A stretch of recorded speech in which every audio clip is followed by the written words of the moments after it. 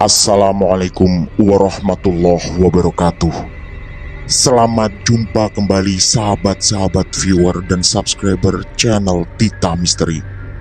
Kali ini kami akan membawakan sebuah kisah misteri dengan judul Kuntilanak di Atas Keranda. Selamat mengikuti.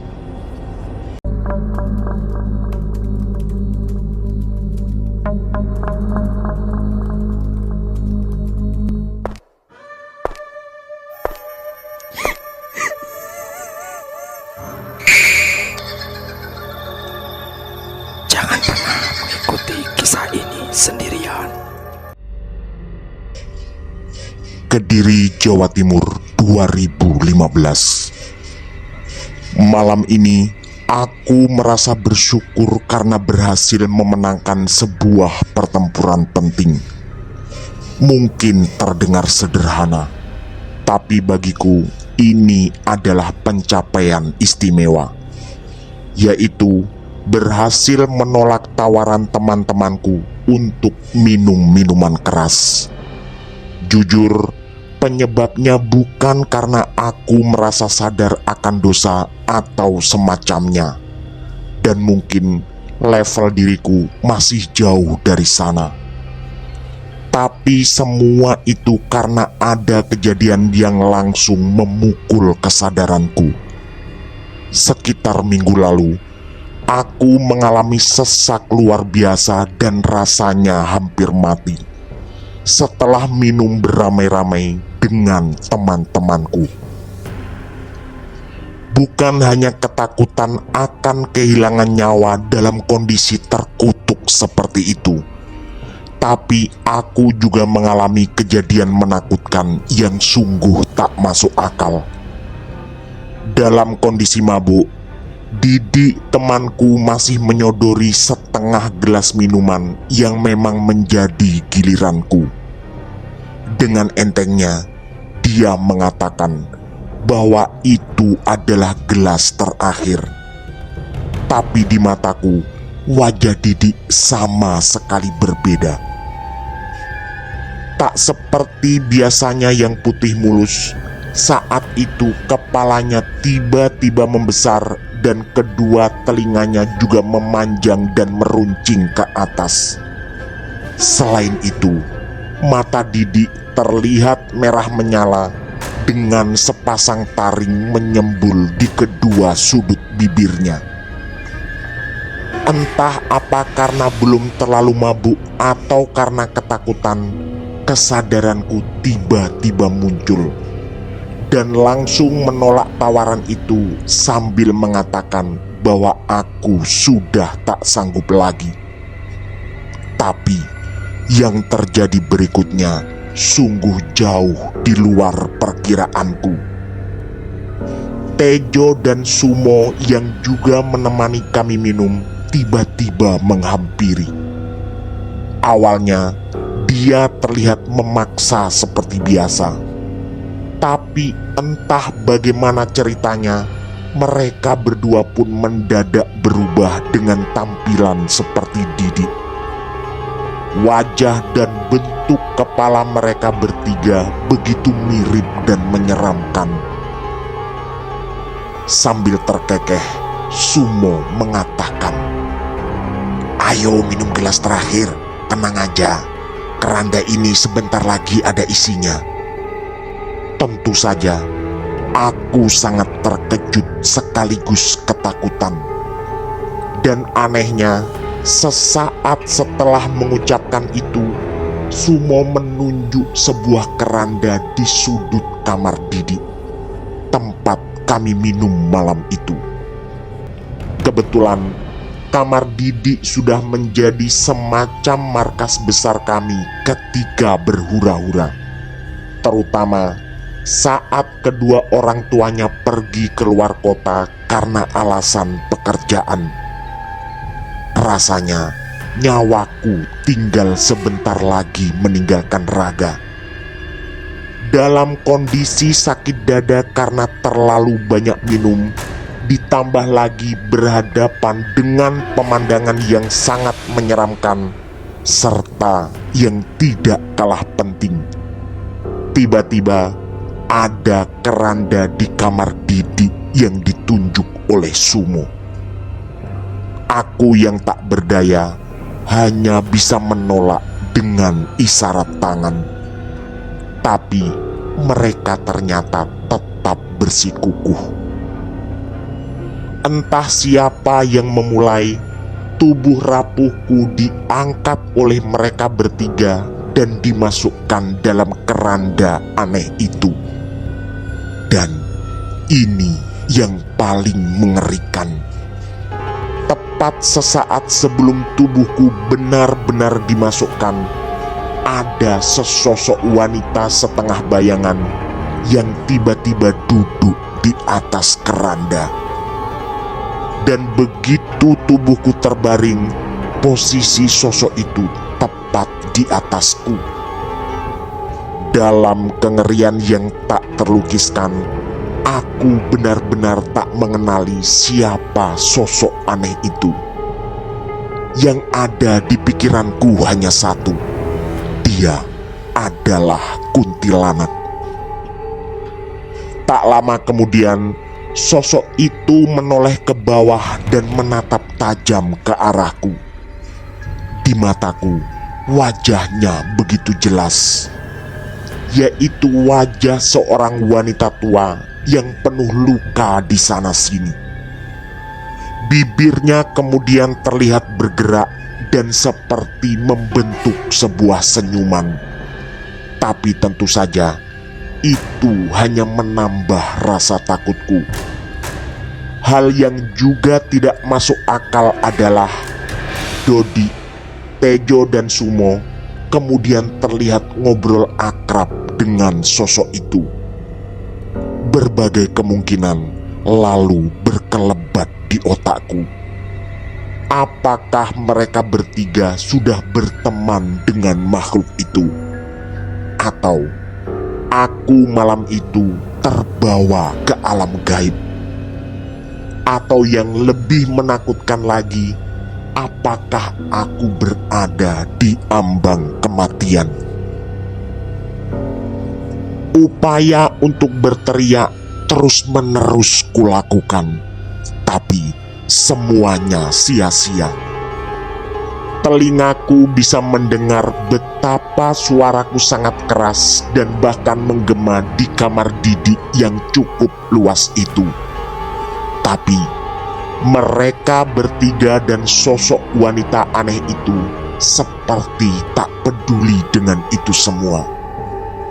Kemudian Didi mengambil sebuah gembok dan kunci. Otakku mudah menerka bahwa dia akan mengunci keranda dalam posisi tubuhku terbaring di dalam. Dan dugaanku ternyata benar. Apa yang kutakutkan memang terjadi dan Didi mengunci keranda itu. Segenap sisa tenaga ku kerahkan lagi untuk meronta. Tapi untuk kesekian kalinya, semua itu sia-sia. Sampai akhirnya, sambil berteriak, aku mengemis pada Didi agar dikeluarkan dari keranda dan mau meminum gelas terakhir yang dia tawarkan tadi. Untungnya, Didi merespon, dan dengan tersenyum, tangannya mulai memasukkan kunci ke lubang gembok dan perlahan keranda itu dibuka. Begitu aku tertatih keluar, Didi menyodorkan setengah gelas minuman, dan karena tubuhku tidak stabil, aku pun terpeleset, dan gelas itu pecah berserakan ke lantai.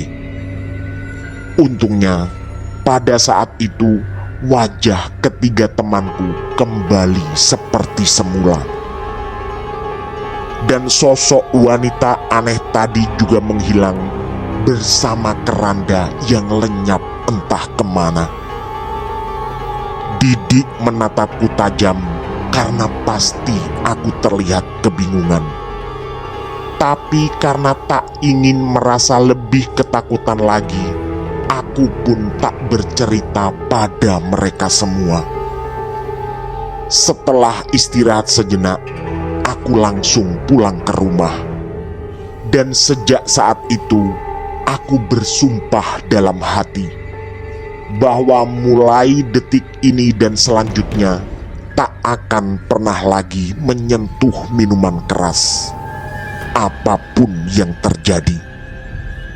Karena aku sadar sesadar-sadarnya akan sangat konyol jika sampai mengalami sesuatu yang tidak diinginkan ketika sedang dalam pengaruh alkohol. Sesampai di rumah, peristiwa mengerikan tadi terus mengganggu pikiranku. Bahkan sampai malam ketiga, aku kesulitan untuk tidur. Untungnya, tak pernah ada mimpi aneh apapun. Walau hanya untuk sekedar terlelap, aku merasa harus berjuang sekuat tenaga karena ketakutan. Tadi, seperti biasa, teman-teman mengajakku ke sebuah tempat karaoke langganan kami. Acara malam minggu memang selalu seperti itu, terutama bagi kami yang masih jomblo. Selain rata-rata sudah bekerja, suasana malam minggu memang paling ramai dan asik. Hanya saja, aku memang berniat tidak lagi minum, melainkan hanya menyanyi 3 atau 4 lagu. Tentu saja, teman-temanku menawari minum, tapi berhasil kutolak. Awalnya mereka mengatakan sesuatu yang sangat tidak enak didengar, termasuk aku yang sekarang sok suci dan lain sebagainya. Tapi akhirnya mereka bisa menerima setelah ku jelaskan bahwa minggu lalu aku mengalami sesak yang luar biasa dan terlanjur bersumpah tak akan minum lagi. Hanya saja, untuk tetap menghargai mereka, aku mengulurkan 2 lembar uang 50.000 untuk patungan membeli minuman. Acara nyanyi-nyanyi pun tetap berjalan seperti biasa. Dan untungnya, semua bisa menerima bahwa aku sudah tak mau minum lagi. Dalam perjalanan pulang, aku terpisah dari teman-teman. Kebetulan rumahku paling jauh dan selalu mendapati momen-momen seperti ini. Jujur, ada yang selalu kutakutkan. Karena di ujung awal kampungku ada sebuah pekuburan. Walau belum pernah melihat makhluk aneh apapun, bulu kudukku selalu merinding setiap kali melewati kuburan itu. Apalagi ketika teringat peristiwa menyaksikan sesosok kuntilanak di keranda dalam kamar Didi minggu lalu. Sebenarnya ada pilihan lain, yaitu mengambil jalur memutar lewat desa sebelah. Tapi karena sudah larut malam dan tidak yakin bensin di tangki motor cukup, rasanya lewat pekuburan adalah pilihan satu-satunya. Ketakutan terasa semakin kuat, tapi aku tetap harus melewati kuburan itu, termasuk saat ini. Sebenarnya aku bersiap menambah kecepatan motorku, tapi tak terduga hujan tiba-tiba turun. Awalnya gerimis, tapi lalu dengan segera berubah menjadi sangat deras. Tentu yang kukhawatirkan kali ini bukan hanya kuburan, tapi jalanan licin yang pasti berbahaya. Apalagi angin juga datang berhembus sangat kencang. terlihat pohon-pohon tinggi di kiri kanan bergoyang hebat karenanya. Suasana sedang sangat sunyi dan kulihat jam 1:30. Ini memang waktu yang lazim aku pulang dari tempat karaoke. Sekitar 100 meter sebelum kuburan ada sebuah pos kamling. Dan kebetulan ada lampu kecil di sana walau tidak terlalu terang. Aku pun berhenti karena tak menemukan tempat yang lebih baik. Sawah di kanan kiri membuat suasana menjadi makin mencekam. Kemudian ketika hujan berangsur mereda, suara jangkrik, katak dan hewan malam lain membuatku tidak merasa benar-benar sendiri. Tapi terkadang justru membuat malam itu semakin menakutkan. Sebenarnya rumahku tinggal sekitar 500 meter lagi. Sekitar 200 meter setelah kuburan mulai berjejer rumah-rumah warga di kampungku. Tapi rasanya konyol jika harus menerjang hujan sederas itu. Tadi hanya sebentar hujan mereda, kemudian sangat deras kembali. Selain itu, aku ingat betul tadi lupa membawa jas hujan. Setelah duduk di pos kamling, batang rokok pun kunyalakan. Untungnya korek api bisa hidup setelah cukup lama juga berjuang karena terpaan angin yang cukup kencang. Hisapan demi hisapan rokok kunikmati, dan itu cukup membantu membuat tenang. Agar rasa takut semakin hilang, kuisi pikiran dengan ingatan tentang Rara, seorang Elsie cantik yang juga bersuara merdu dan tadi menemani bernyanyi. Jujur, andai bukan seorang Elsie, ingin rasanya aku mendekati dan membina hubungan serius dengannya. Apalagi kata bapak, umurku yang 27 tahun sudah cukup untuk berpikir tentang membina rumah tangga. Hanya saja, semuanya pasti tidak mungkin. Akan jadi omongan orang sekampung jika aku harus melamar seorang Elsie. Apalagi semua teman-teman telah tahu Rara sejak lama. Di tengah kenangan tentang Rara yang sengaja kumunculkan, tiba-tiba bulu kudukku merinding. Semua ketenangan yang tadi sempat kurasakan tiba-tiba lenyap, dan berganti kekuatan yang terasa datang perlahan dan sangat teratur mengikuti hembusan angin malam itu. Saat ini, yang menghiasi pikiranku bukan lagi kecantikan Rara, melainkan begitu banyak kemungkinan buruk yang berhubungan dengan makhluk halus. Tiba-tiba pula muncul lagi ingatan tentang kuntilanak di atas keranda minggu lalu. Salah satu yang membuat semakin takut adalah sebuah kesadaran. Jika sosok kuntilanak bisa muncul dan mengganggu di kamar Didi, maka kemungkinan dia akan muncul di sini dekat pekuburan pasti lebih besar lagi. Semua pikiran itu kemudian kulawan, tapi tetap terasa sia-sia. Dan ketika aku melihat ke arah kuburan, tiba-tiba pandanganku terasa terkunci.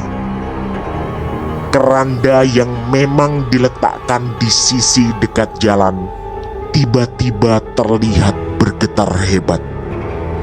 Aku pun makin ketakutan. Selain peristiwa mencekam di kamar Didik minggu lalu, ini adalah satu-satunya kejadian aku berada dalam situasi seperti ini. Sebenarnya, karena takut, aku tak sanggup lagi menyaksikan.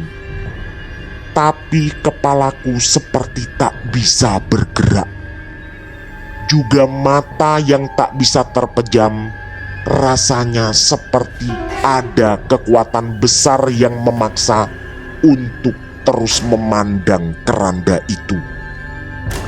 Lalu, entah dari mana asalnya, di atas keranda ada sesosok wanita berpakaian serba putih melayang-layang dan kemudian duduk di sana. Otakku lalu otomatis membuka kembali memori. Sosok itu benar-benar persis seperti yang kulihat di kamar Didik minggu lalu. Wajah anehnya, pakaian putih yang setengah menerawang, serta cara duduknya di atas keranda. Semuanya benar-benar sama. Otakku kemudian menarik dugaan yang sama, bahwa dia adalah kuntilanak yang sering digambarkan seperti itu dan konon ada hubungannya dengan kematian seorang wanita. Lalu sosok menakutkan itu menatap ke arahku, tapi hanya beberapa saat.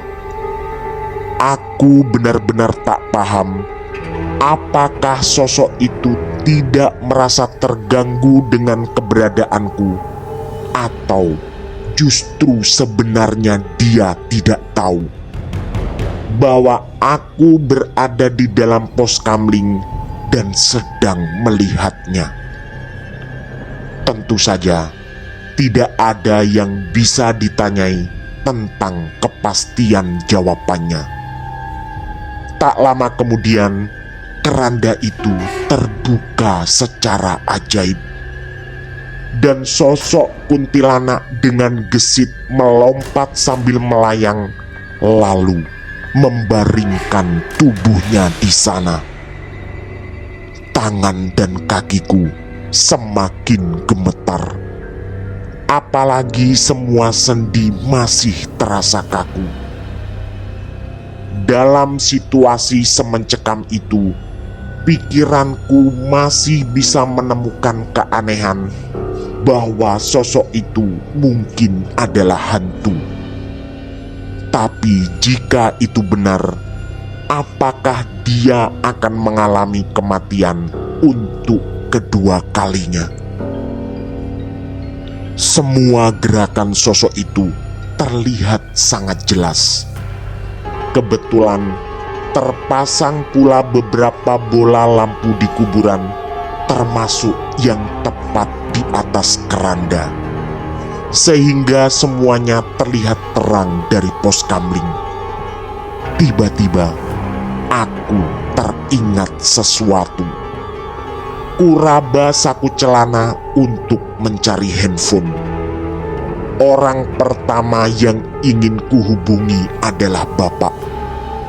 Mungkin beliau bisa menjemput, dan aku tak akan malu-malu mengakui bahwa sedang terjebak hujan di dekat kuburan dan sangat ketakutan.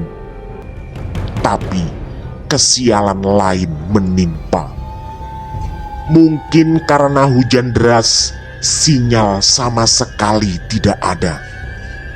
Berkali-kali ku coba menelpon, tapi hasilnya tetap sama. Artinya, aku tak bisa meminta bantuan siapapun di sini. Kemudian, entah siapa yang mengarahkan, mataku kembali menatap ke arah keranda. sosok yang mungkin memang kuntilanak itu lalu menyilangkan kedua tangannya dalam posisi terbaring. Sebuah pemandangan yang benar-benar mirip seperti orang meninggal. Lalu, ini bagian yang cukup memalukan. Kurasakan celanaku mulai hangat. Dalam kondisi yang sangat ketakutan, aku bisa menyadari bahwa diriku telah kencing di celana. Berarti aku benar-benar berada dalam situasi ketakutan yang sama sekali tak teratasi. Kedua mataku terus menatap ke arah keranda, dan sosok kuntilanak itu terlihat sama sekali tak bergerak.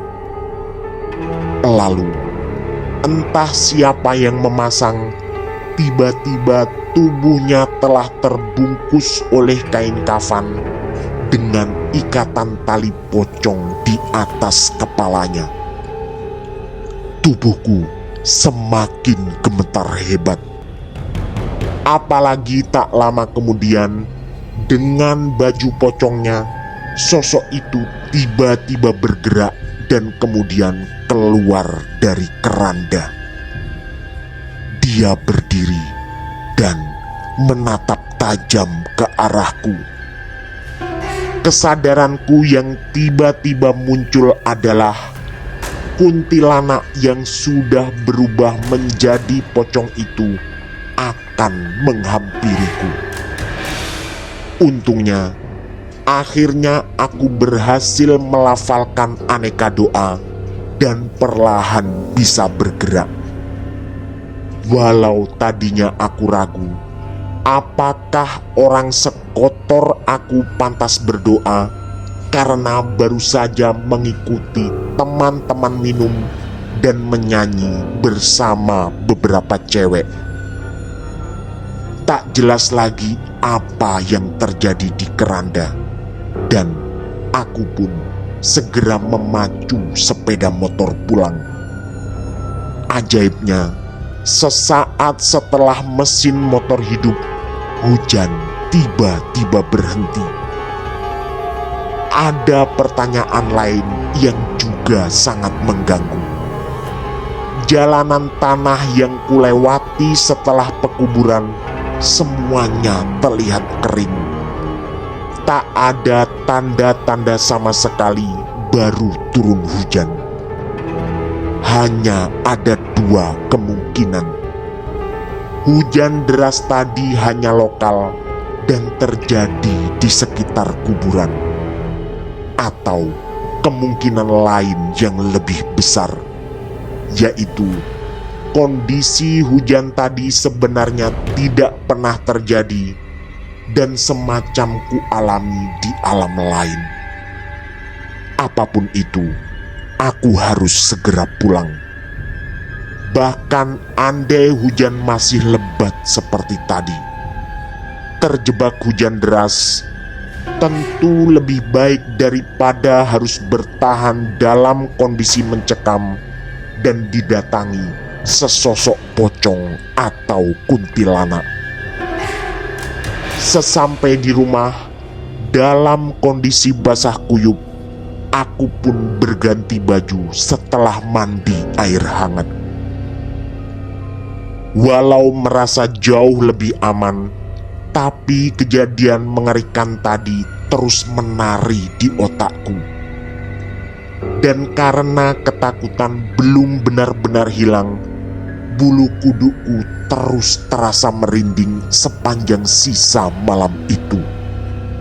Untungnya, setelah cukup lama berusaha, perlahan aku bisa tertidur. Pagi harinya, tak lama setelah aku bangun sekitar jam 7, ada berita mengejutkan dari pengeras suara masjid bahwa Mbah Sarinem, tetangga RT sebelah, baru saja meninggal dunia. Beliau adalah seorang janda tua yang hidup seorang diri di rumahnya. Aku yang baru bangun langsung teringat kejadian tadi malam. Konon memang beberapa kali terjadi. Ada pertanda keranda di kuburan yang bergerak menjelang ada warga yang meninggal. Tapi yang selama ini pernah terdengar hanya bergerak dan tak sampai didatangi kuntilanak seperti tadi malam. Apapun itu, demi merasa lebih tenang, aku pun menghubungkan kejadian di kuburan tadi malam dengan meninggalnya Mbah Sarinem. Dan mungkin memang menjadi pertanda akan meninggalnya seseorang di kampung ini. Tapi satu yang belum terjawab. Pertanda apakah kuntilanak di kamar Didi? Tentu saja aku juga tak menemukan jawabannya. Hanya saja pagi itu sambil menikmati kopi dan menunggu bapak berangkat ke rumah duka, ada beberapa hal yang harus kusyukuri. Pertama, kejadian menakutkan tadi malam telah berakhir. Dan yang tidak kalah penting, aku berhasil meninggalkan alkohol. Tamat. Demikian kisah misteri dari kami, kuntilanak di atas keranda. Semoga kisah-kisah kami cukup menemani sahabat semua. Mohon maaf apabila terdapat kesalahan dalam pemilihan atau penuturan kata. Kami dari tim Titah Misteri mengucapkan terima kasih. Dan wassalamualaikum warahmatullahi wabarakatuh. Pesan saya, jangan bercermin sendirian di tengah malam. Sampai jumpa.